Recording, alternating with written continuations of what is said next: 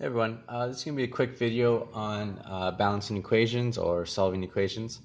As we learned in class today, some vocabulary. When I have an equation, such as like one from class, n plus 8 equals 10, this equal sign, one way we can think of this equal sign is saying that the left side is balanced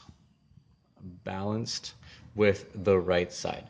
So that means both sides of a balance is balanced. Sorry, both sides of that balance is balanced, so that if I do something to one side, in order to balance it, I have to do it to the other side. So we take this example up here.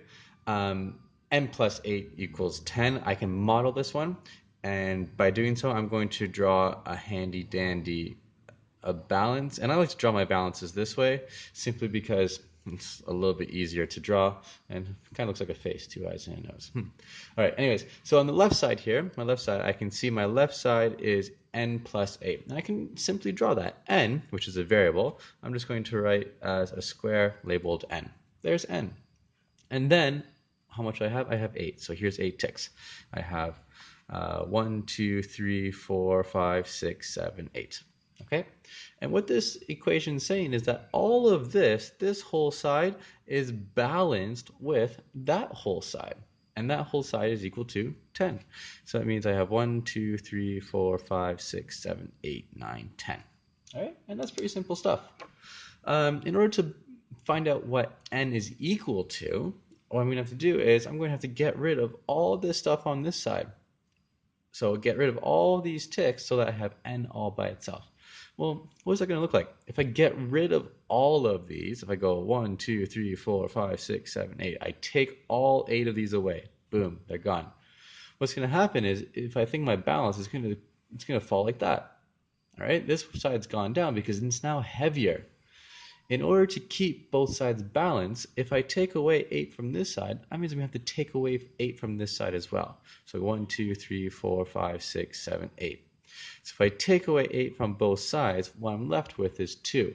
So this side, n is equal to 2, or n is balanced with 2. Or I can also say n has the same value as 2. Now, algebraically, what that looks like is I'll have here n plus 8 equals 10. So that's my n plus 8 equals 10 over here. If I want to get n all by itself, I have to take away 8 from here. And just like we learned in class, when these things combine together, these are called our zero pairs. Zero pairs.